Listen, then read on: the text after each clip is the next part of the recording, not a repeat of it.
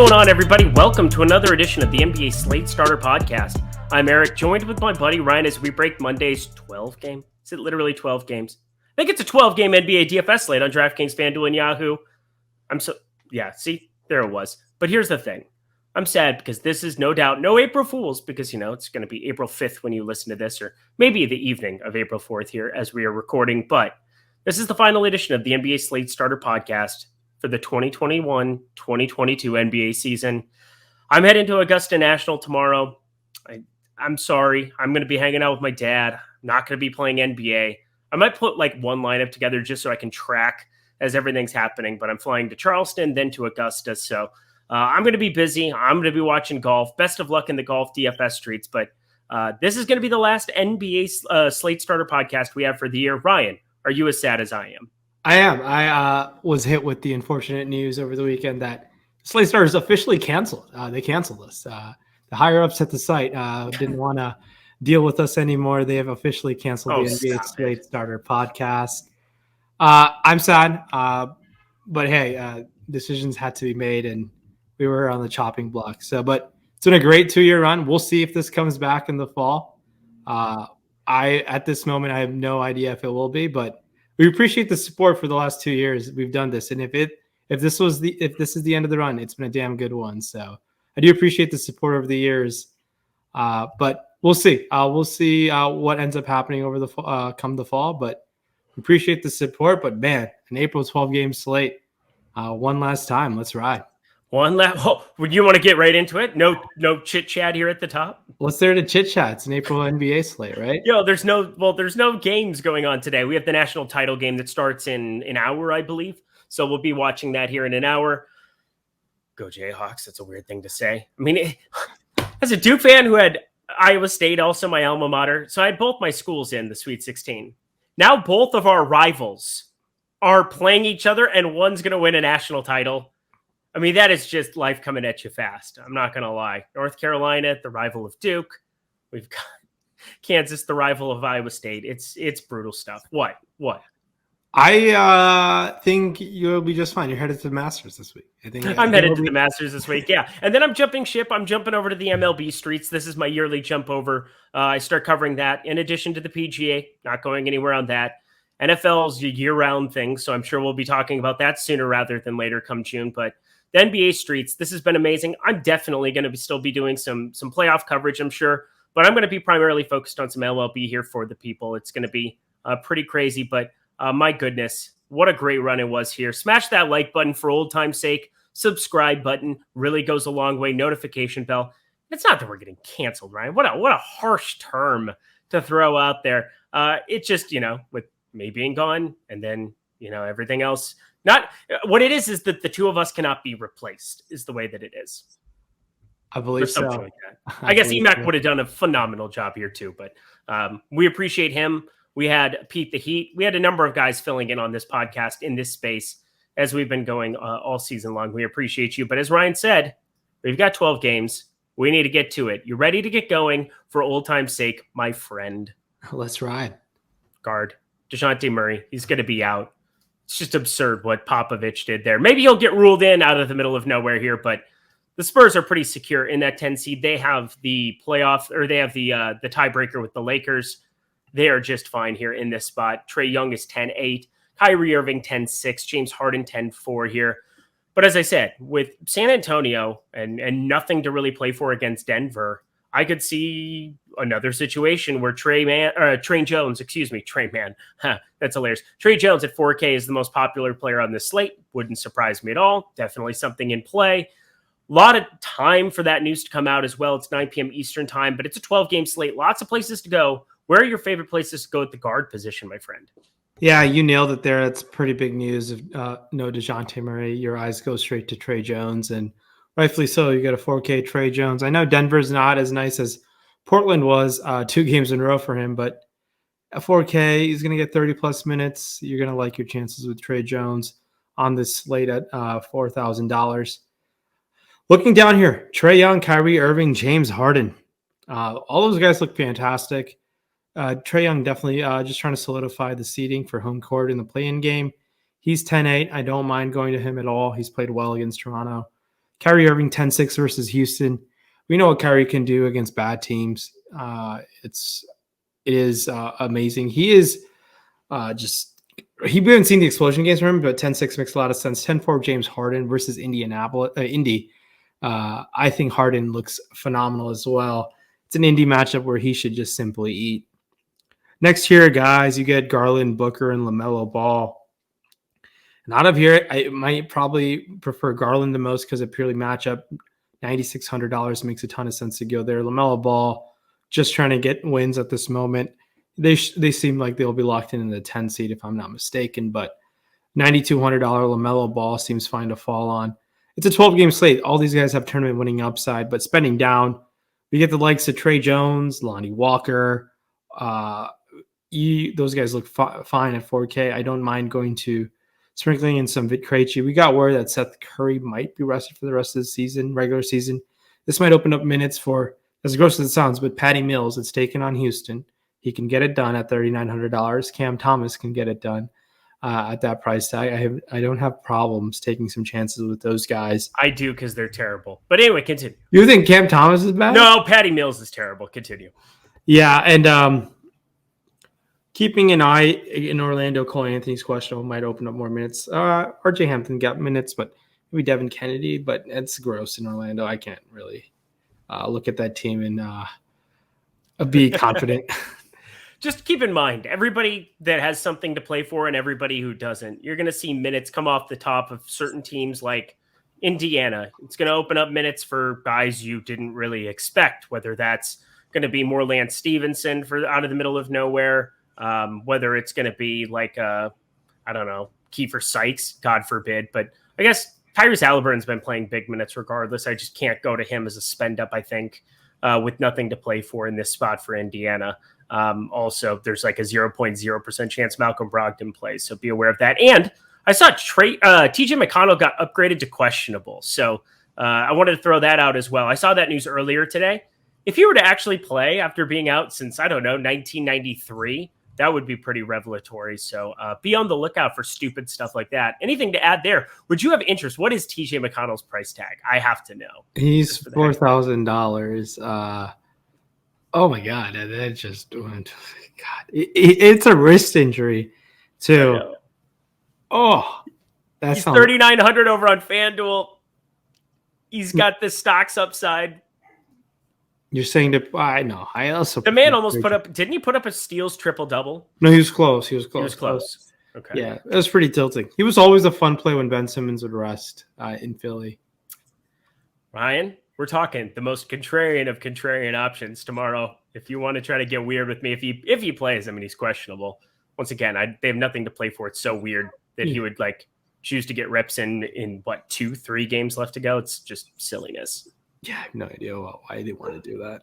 Oh. On a 12-game slate, I just spent about a minute and a half talking about TJ McConnell. I apologize. Let's keep it going. Trey Young, 10K over on the FanDuel slate. We got James Harden, 9,800. Darius Garland down at 92. LaMelo Ball, 93. Fascinating. As you said, Cleveland going up against Orlando. We just saw Emmanuel quickly go for a triple-double the other night.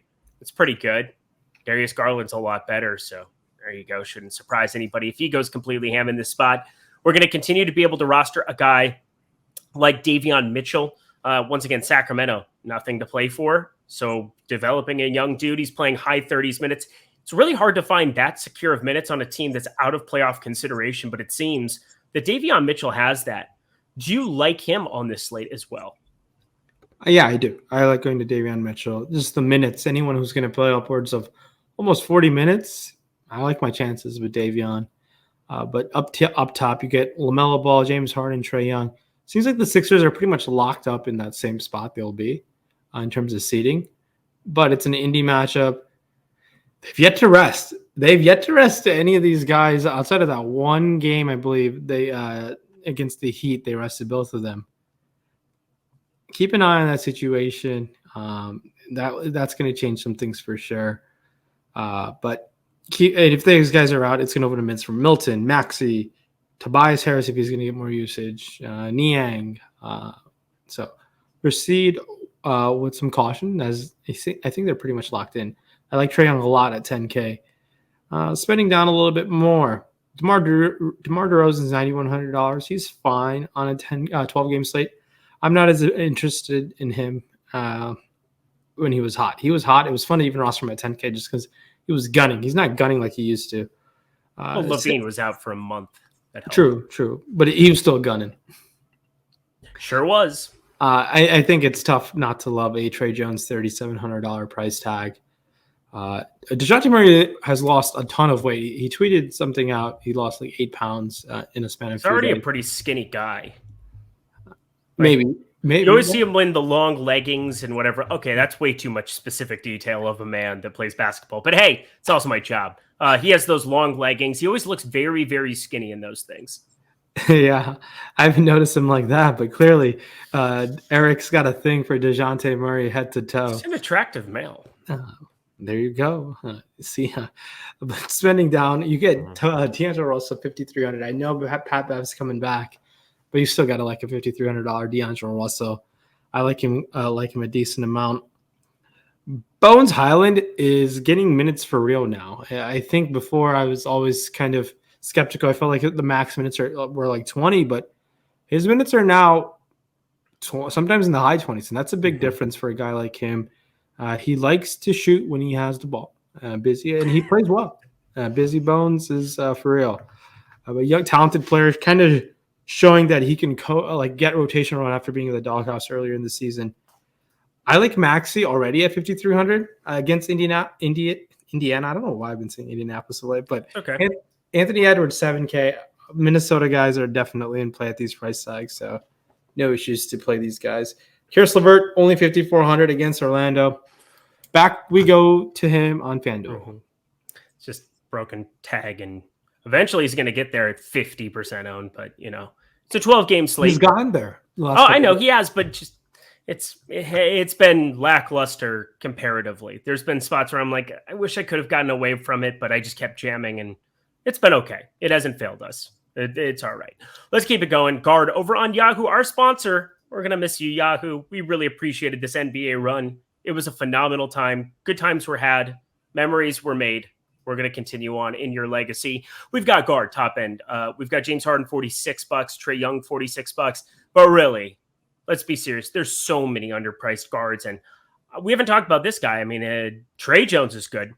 Tyus Jones is really good at $18 over on Yahoo. I know it's a tough Utah matchup, but I don't really care. He should be playing a ton here. We're still going to be absent John Morant. So the law firm of Jones & Jones, completely effective over on Yahoo tomorrow. That's for sure. Trey Jones is $16. At least he got priced up a little bit over there comparatively to the floor. Patrick Beverley's at 17. So, I mean, those are just such easy guys to roster. But I want to talk to you about OKC as well. I know we'll talk a little bit about him here at the forward spot as well, but they're so shorthanded. Trey Mann going to be out for the rest of the year as well. They're going up against Portland. This is another just garbage punt game by both teams. Feeling something in the Lindy Waters tomorrow. That's a long shot. But $12 for him. Vic Krejci got the start at $11 the other night. Played a absurd, 37 minutes there in that spot. I mean, these guys suck, but this is Portland. I mean, it's OKC in Portland, and Vic Krejci, I think, would actually probably be more of the priority. But CJ Alabi's down there at $10. This entire game is just, I mean, do we just stack it up again? Screw it. Oh, I know that took people to the promised land the other days, but things have changed since then. There are a few more bodies that are being thrown into the rotation. Blevins, Reggie Perry, Jalen Horde. Look, these are future NBA Hall of Famers that are getting minutes for this team. So we gotta take that into account. That was sarcasm, by the way, for people who can't detect it. That was sarcasm. Continue again. I don't know, man. Why are you disrespecting Jalen Horde like that? But spending up top, I think Harden makes a ton of sense at 42. If you want to spend down a little bit more, Garland 37. Kyrie is 42. He's the guy that stuck out to me. Lamella Ball 35. These guys look all solid. Spending down in terms of value. Malik Beasley's 10. Trey Jones up to $16 here. Wow, they knew something that the other side didn't. But Lonnie Walker 11. I don't mind going to him. It's a Denver spot. I know it's not as appealing as Portland, 2 games in a row, but the minutes are going to be on the table for these guys. So there's not. I know Krejci, LB are fine spend on options. Krejci is a shooter for sure. I'm a little hesitant. It's the minutes, but you got to spend down somewhere on a 12-game slate, and these guys definitely help you jam in some studs. Yes, they certainly do. What can really help you guys as you finish out the NBA season? Head over to our sponsor, Yahoo. Get 1 free month of Awesemo Plus Platinum. Yes, we're still running this promotion. You simply deposit $10 or more as a new Yahoo user. Play in any paid contest. They're going to have great MLB offerings. The MLB Yahoo Cup, I got to cover that last year. Wrote an article for that every single week on Fridays. Yahoo's a great place to play. I'm telling you, MLB content is going to be awesome. They have some great opening day contests there. They're still running, a $15 or $20? Yeah, it's a $15 Tuesday Night Baller, 5K to first, 30K prize pool, less than 2,300 entries. A phenomenal spot to go play specifically because the lowest amount of rake you're going to find anywhere in the industry. And now, before MLB season starts up, you're going to have an opportunity to get all of it at Awesemo, whether it's projections for MLB. We have the top pitchers tool, which is just incredible, top stacks tool. If you haven't seen our tools for MLB, now is the time to go do it through this promotion. So check out Yahoo, check out Awesemo, do it all through this lovely promotion, 1 free month just by depositing $10 and playing over at Yahoo. Thank you so much to them for their sponsorship all season long of the NBA Slate Starter podcast. All right, my friend, we head over to the top end forward. We're looking at Giannis, 11-8. He's probable going into Chicago, Milwaukee, Philly, still things to play for, 1 seeds at stake and positioning and all of those great things. So I expect them to play all the way down to the wire. Kevin Durant, 11-6. This is a team that has been, disappointing. Greg Ehrenberg keeps tweeting out, what do you think their implied odds need to be? I'm going to ask you straight out here. We're going to stop. I'm going to get an actual basketball take before we talk DFS. Brooklyn Nets have the 3rd best odds to win an NBA title right now. Do you think that's appropriate? Yeah, I think so.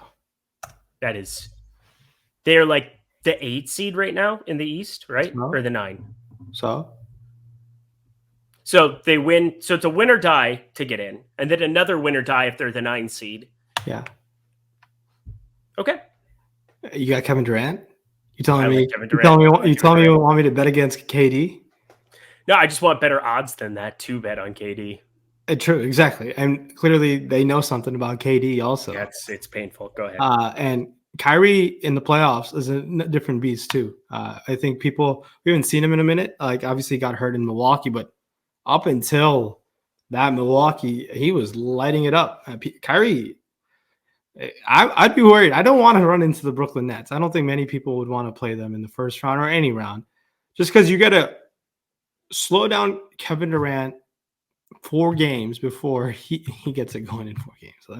It's literally not impossible. We see Giannis pull it off, but thanks to a big toe. But it's Kevin Durant. I can't really. I understand why they're 3rd overall, and I'm just gonna ride with KD. That's the guy. KD. All right, that's fair. Wanted to ask that as we were moving along. Oh, by the way, nobody on the Lakers is going to play tomorrow, more than likely. Maybe they do for old time's sake, or for the 0.01% chance they have to play in a title, or in a playoff scenario. But LeBron James, questionable. This is the very last game on the slate. It's the worst team you could possibly going up against Phoenix. You have AD, you have LeBron. I don't know if either of them play. Maybe we should have talked more about Westbrook there. But even Westbrook, it's like, why would you play him out there a bunch of minutes when you can just give it to a lot of these other guys as you're punting the end of the season? 1, do you think AD and LeBron play? And 2, would you roster some Lakers value? So there's a 0.2% chance per 538 that they can make the playoffs. I think it's a little higher for them to make the play-in game. Okay, got it. I think so. I'm not sure. So the Spurs have a decently tough schedule down the stretch. They played Denver. They run into the Mavs and the Warriors as well. And the Lakers have a Thunder matchup and the Suns matchup. Obviously, Suns tomorrow night. And LeBron James needs to play 2 more games.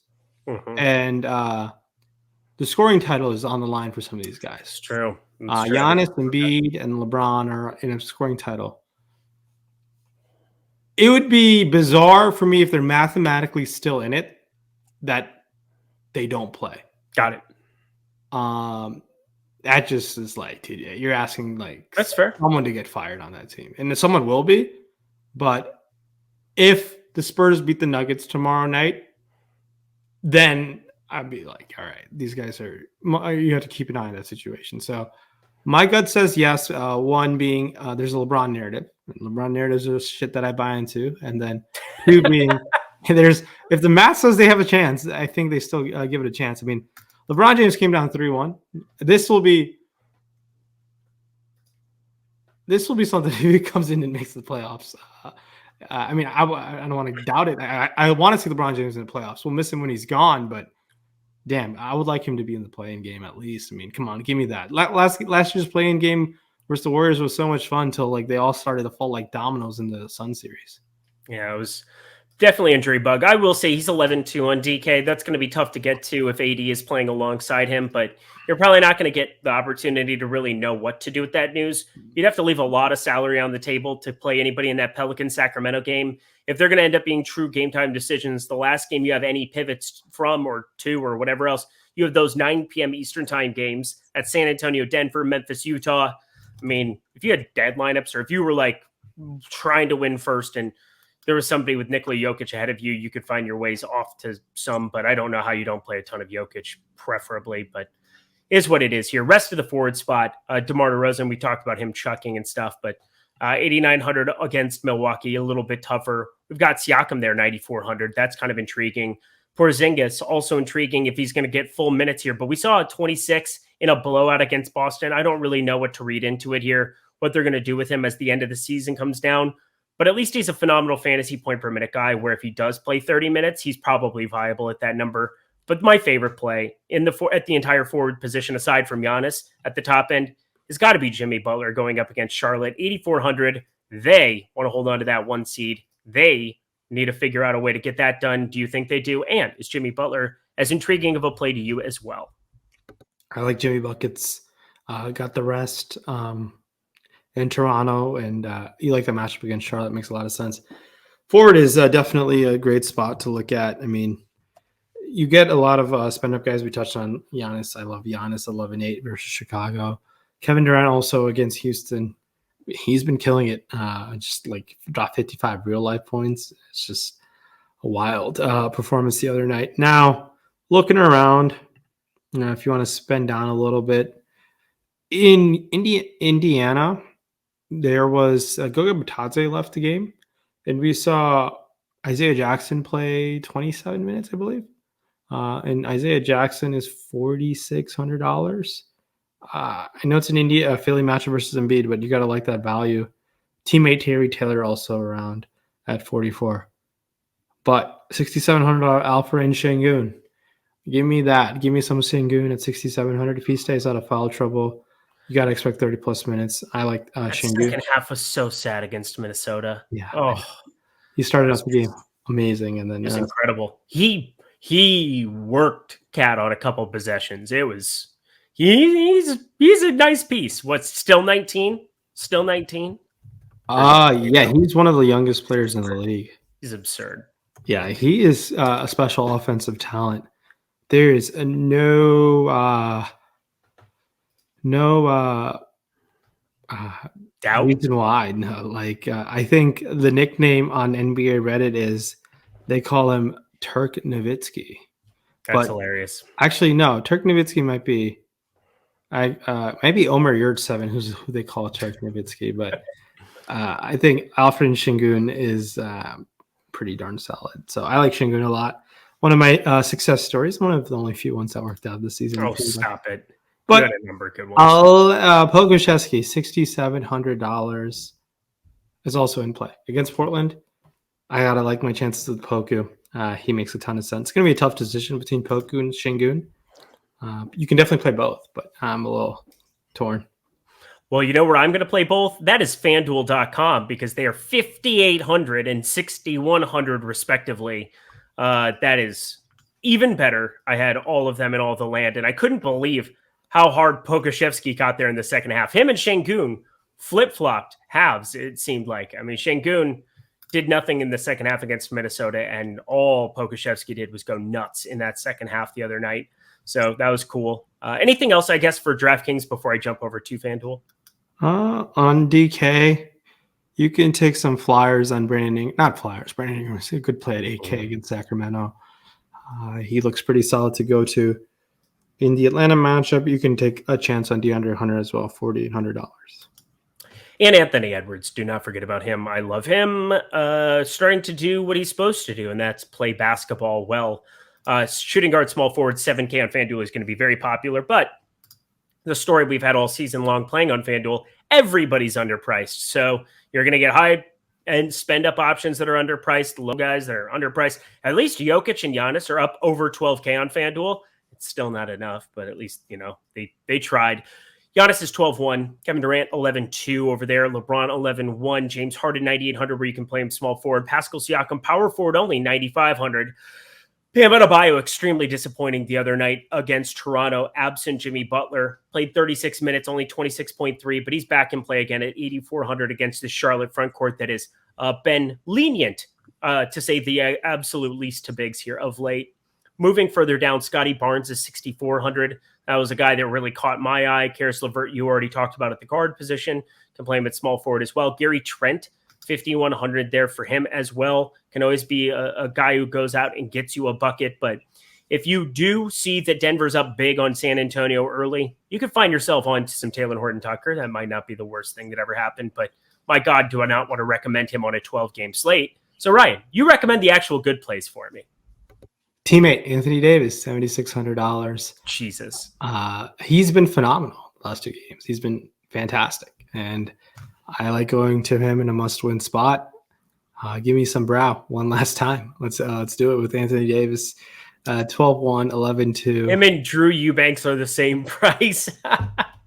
Arguably, at one point, Anthony Davis was the best fantasy basketball player on the planet. I think that was 2013, 2014 was New Orleans. He was almost a 13K player. He was great in those years before his shoulder blew out.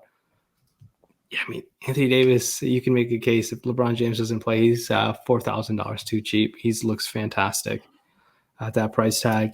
I think looking at Giannis looks great, 12-1. There should be value to get to him. But Şengün, 5,800. Pokusevski, 6,100. I think those guys are amazing. LeVert, small forward, has $5,400 price tag. These guys are solid options. And taking some chances on Jaren Jackson at $5,900 makes a lot of sense. I think at that price tag, he can definitely get it done. We haven't seen that eruption game without Ja Morant from him. There was one game, but they kept just blowing the doors off of everyone. Mm-hmm. I think the Morant postulate might be real. 20-2 without Ja Morant. I mean, trade Ja Morant? Trade Ja? Question mark? I can't. Oh my God. Memphis would burn. I don't know. Can you imagine? But I'm just saying, like, as a fan, losing Ja Morant, I would rather my team went 18-4 and kept Ja Morant in like a 20. No, you would rather have your team go like 2-20 and keep Ja Morant. I was gonna say, I'm close just in terms of entertainment value. Plus, by all metrics, he's a good basketball player. It's just that there's some really good role players on this team, and it's the sum of the parts rather than the sum of the whole or something like that. I don't know. A lot of holes in parts. That was weird too. Anything else? Harrison Barnes, 5,100. I think at some game he's going to get it going. One day more. That's lameness. Let's go to Yahoo. Forward, Giannis is 57. We've got Kevin Durant, 54. You pay up for nice things here at the top, and it is a cliff that falls off after LeBron James. You go from 57, 54, 54 to 38. DeMar DeRozan and Jimmy Butler at 35. But I'm looking down here a little bit further. Keldon Johnson, he's priced up absolutely everywhere, but he's been a lot better than people would give him credit for. It's going to be hard to land there on a 12-game slate, but absent DeJounte Murray, he's a guy that should have the opportunity to go out and chuck all night. I won't roster him on Yahoo, but just wanted to give him a shout out maybe for the other sites. Looking a little bit further down here, Patrick Williams has been not really a popular punt, but he's been playing a lot more minutes than people have been expecting off this bench, 37 and 30 the last two. it's been decent enough. He's at $12, but you get Terry Taylor there at 12. You get, God forbid, Lamar Stevens. I'm not going to do that. You get Corey Kispert at 11. You get some decent enough punts down here on the bottom end. Mid-range looks okay. Forward, not my favorite position on Yahoo. Anything stick out to you on our sponsor site? Looking at our sponsor site, I think forward seems like a spot to spend down here. I know it's gross, but there will be value that opens up on this 12-game slate, 24 games in April, 24 teams in April. So if you can spend up and get to Giannis, fine. I like Greg Brown all the way at the bottom at 10. I think he looks excellent. Teammate Keon Johnson looks pretty good as well. DeAndre Hunter only 13. And Rui Hachimura is only $10. So these guys are the spend down options. I'm not that intrigued to spend up, honestly. I mean, it's not that everyone's priced pretty well. And I think this is a spot where we should be able to spend down and get in some studs elsewhere. Agreed. All right, Ryan. Last position for the entire 2021-2022 season of the NBA Slate Starter podcast. We loved having you guys. Leave us those 5-star reviews for the memories. Thanks for the memories, even though they weren't so great. Okay. You big Fall Out Boy fan? Not really, but that just came to mind. So leave those 5-star reviews if you're listening to us on Spotify or anything else. Then I'll quit singing too. I can't promise it, but maybe I quit singing next year for the podcast. We'll see. But we appreciate you guys always listening, checking everything out, being just so lively, not just when we did Twitter Spaces, but constantly throughout the entire season, leaving comments, nice notes on Twitter, winning screenshots. We love seeing it all. Don't go anywhere. Just head over to Twitter. Go follow him at RinPack. Go follow me at Eric Lindquist. That's easy enough. All those things go a long way for us here. But let's jump into this last position, my friend. And wouldn't you know it, it wouldn't be 2022 without a Joel Embiid and Nikola Jokic at the top type slate. Both of them are 12K plus now. You've got 12.5 Jokic, 12K Joel Embiid. That's the way it should have been forever. Now, I will say, I might prefer Joel Embiid against an Indiana front court that might feature a 6'5 starting center in Terry Taylor, power forward, I suppose, because Isaiah Jackson would play center. But my Lord, both of them just look phenomenal. I'm not going to just say pick one because that'd be absurd, but pick one because it's absurd. Nikola Jokic. Go with Jokic. Triple. I mean, he's my favorite play all the time, but like Embiid against Indiana seems fun. It does seem fun. I don't think he should play. I think Doc Rivers should just rest him. They don't need any wins or anything. So Joel Embiid, 12K. Yeah, it's Indiana. If they don't drop the game against Detroit, the rest of the season means a lot more for them. But that really put them in a tough spot in terms of seeding. I think they're going to be the 4th seed when things are set. I know they're tied with Milwaukee, but Milwaukee has a huge tiebreaker over them, I think. I'm not sure. But Embiid, 12K. Looking at it right now, yeah, they're dead tied. There's no way that he's resting and not playing here in this spot because if they win and Milwaukee loses at any point, so you play until you're out of consideration for that 3 seed. The thing you don't want to do is jump up to 2 and have to possibly play Brooklyn. I would rather do anything else other than that. I think that's what their plan is. Okay. Well, then, punt the game, sure. I mean, you don't even need to punt this game. Joel Embiid doesn't need to play, and they'll be just fine. I think. Okay. It's fair enough. So Jokic is your preference. We go further down. What am I going to say? They're both phenomenal plays. If there's a ton of if there's a ton of value, which there should be tomorrow. We've already gone through a number of it at the guard position. Trey Jones unlocks the entire key to the puzzle, for the most part. But and his brother's not far off either. You've got Cat there at 9,500, Towns 95. That looks nice.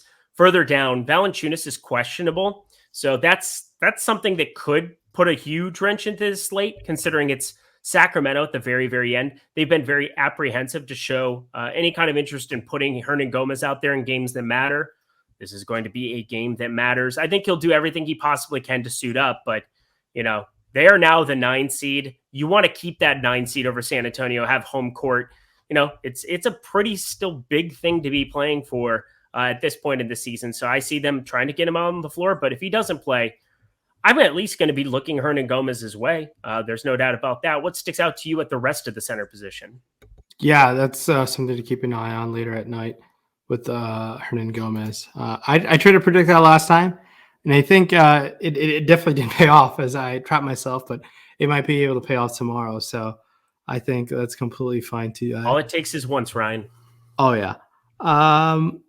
Spending down a little bit, Alvin Şengün, you can play him at center. That makes a lot of sense.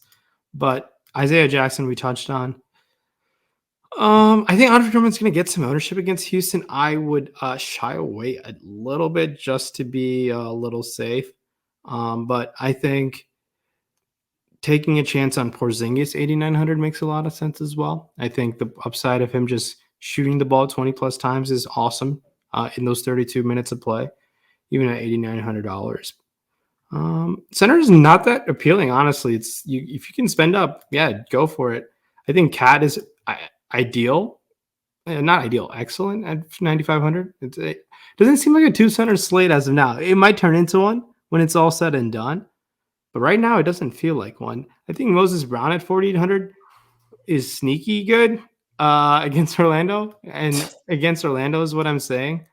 And Mo Wagner, you can definitely play at $4,200. Yeah, looking at Cleveland, looking at the board for them, because that's what we do all the time this time of year. They need to win, and Toronto would need to start losing games. They're 2.5 back of Toronto. This is probably the last game that they play straight up. If they end up winning this one, they're pretty much locked into that 7 seed at worst. But Toronto would be holding on to that 6. If Toronto wins, it's going to be tough for them to catch. Let's see, 3 games left for both teams. 4 games left for Toronto. So, yeah, it's interesting. Not anything to worry about for tomorrow. Moses Brown, for sure, a definite play. I'm right there with you.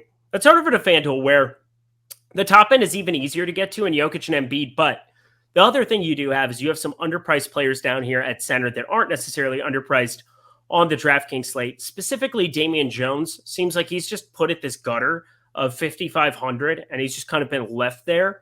I think he's definitely somebody that you have to have some consideration for. Moses Brown is 4,900. I think you need to have a little consideration for that. I don't know about Olivier Sarr in terms of those minutes, but it is Portland. It's hard to imagine that he gets over 25 minutes at any point in time, but we just saw him smashing 21. I find it to be such an opportunity cost in terms of the top end. I really want to find a way to get up to Jokic and Embiid at all costs on FanDuel, but if I don't, who do you have in mind, Ryan? It's on a one center slate. If one of those, I expect Jokic to play. I think there'll be enough value to get him up there, but I really like Şengün. He looks outstanding. It's not no shocker there. AD, I think we can definitely go to him. Yep, the power forward center guys. Yeah, and Porzingis, 9,100, not out of play, but I think Jaren Jackson, Triple J makes an excellent pivot off of Şengün at $5,900. Karl Anthony Towns at $8,300. I know. I just am looking at it, and it's just like, how do you not like that as well? Just Cat is just jumping up and down and saying, "Pick me." You get the reference? I got it. Yes. Good. The first time see if Jack gets it. Yeah, it's the first time I put a movie reference, and I think you nailed it. I feel proud. But I think AD is just in his own league, honestly, at that price tag. Because if he plays 55, 60, and that's amazing at that price tag. Yeah, he's going to be popular. He should be popular if he plays. But also, I hope that Q tag exists forever and that people can't find their way onto him. That would be even more splendid. Jokic, center, over on Yahoo. Rounding it out. Last site to cover, our sponsor. Here we go. Jokic 58, Embiid 57. They are intertwined there. I definitely prefer Jokic when the difference is $1. I will find a way to make that work. Karl Anthony Towns there at 39. I think that's just fine as well. But Şengün is center only. He's $21. Davion Jones center only, $18. The strict positionality has made it look very, very different between sites. Moses Brown is down at $12. You have a number of these guys that just are going to look completely different over here on Yahoo, where you can't roster them at a power forward spot. Makes it much more selective, but also a little bit deeper than we've had on the other sites. Ryan, what sticks out to you on our sponsor to round out the slate starter for this season? They've always done a good job in terms of pricing at the center spot. But tomorrow, if you can play Cat at $39, I think that's fantastic. And there's a bunch of $10 guys in play, I think. A handful of guys who are $10. Well, Wagner, Reggie Perry, you can take some chances on. Big Moses Brown, $12. Gotta like those chances with Moses Brown. Andre Drummond's 23. Those minutes were weird. It really hurt me that he didn't play more than 18 minutes. Oh, I'm sorry. On Saturday. It did. It was a very costly. He could have played a 19th minute and things would have been a lot better. But oh no, you smashed on Saturday. For everybody that doesn't know, Ryan's he's pretty good at the old DFS. It was not good enough that night. But if no Valanciunas, Hernan Gomez. Keep in mind, if Hernan Gomez might not start, we might see Jackson Hayes start, which would make him nice. But it's an interesting. New Orleans locked up in the 9. Can they lose to 10? New Orleans, yeah. So New Orleans needs to win. They're 34-44. San Antonio's 33-45. I don't know who has the tiebreaker, but considering New Orleans has to play 4 games to round out their season, because again, you play up to 82, and San Antonio has to play 4 games, there's still some movement in play for both of them. That's why I think the Lakers end up playing straight up as we're talking through it. I think this will be Custer's last stand kind of a situation there. There's no way that New Orleans or San Antonio can move up to 8, but they're still in need of wins. So I'm on the lookout for it. Maybe they feel like they could just beat Sacramento without Valanciunas. I mean, I want everybody to play in these kind of situations, but there's no doubt that New Orleans is trying to win this game. Nice. Yeah, I think that's good to keep an eye on. Mm-hmm. And, just keep the schedule up when you're making lineups once in a while, just to double check. Doesn't make sense when I'm playing this guy if they're going to be a jam. Like Hernan Gomez is especially volatile in a game that New Orleans needs to win, as opposed to like a mid-season December game. Agreed. All right. Agreed. That's it. Finish on an agreement. Or no, you have more you want to talk about. Round it out. No, I think that's really about it. I mean, taking some chances on Siakam's fine at $38 as well. He's been pretty solid all season long. All right, guys. Well, that is the second season of the NBA Slate Starter in the books, beginning to end. Yes, I know we're ending a little bit early, but also, I will say, this time of year, check out the deeper dive in Live Before Lock, because there's going to be so much influx slate to slate. There's going to be guys we've never even heard of that are possible rosters tomorrow, depending on 10-day contracts, depending on, guys that are 14th, 15th off the bench in games that don't matter. At the same time, you want to try to find all the studs you possibly can in games that matter. They might get an extra minutes bump. Be on the lookout for that stuff. The deeper dive Live Before Lock will keep you apprised of all of that. But for us here at the Slate Starter, absolute blast. Such a privilege, such an honor to be able to cover all the NBA action for you every single night, Monday through Friday, or in our case, Sunday through Thursday, because that's when we're recording this. Being able to cover the slates, it's been a blast. Ryan, any final words for the people? No, thanks so much for the support. It's been an awesome run. I hope to see you guys again. We'll see where that is and when that is. But this was a fun run, and good luck. And I want to hear what Eric's finals prediction is now as we are wrapping things up. Do you got a finals? Can both teams lose? Yeah, that's fine. Okay, I want a 75-75 tie.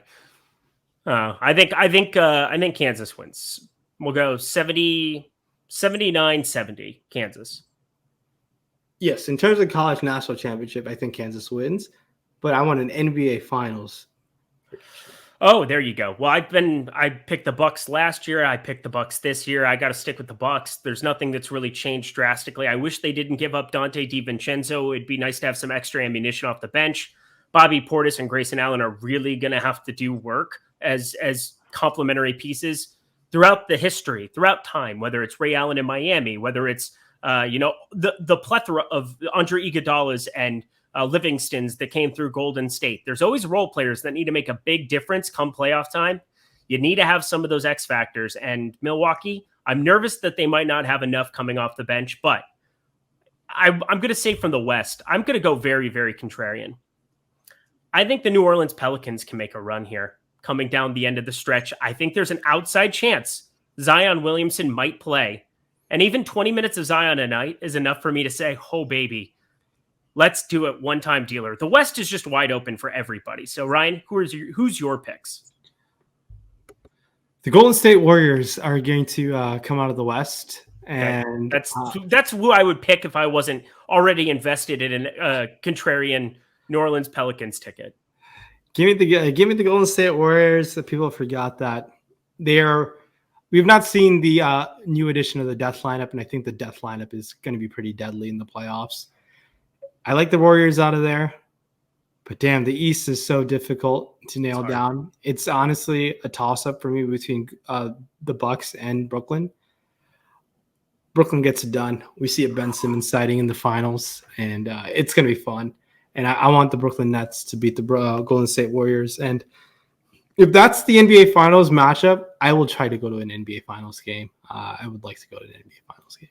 Yeah, you should probably do that. They're fun. I recommend it. Guys, I'm out of here. I'm going to the Masters because, that's an okay place to go to as well. Go watch my boy Tiger. I want to cry even thinking about it. We just appreciate you guys so much. I know that we're going on and on here at the end, but I love being able to cover this for you guys. I love the opportunity Ryan's given me to be able to start doing this podcast. It was the first thing I ever did here at Awesemo.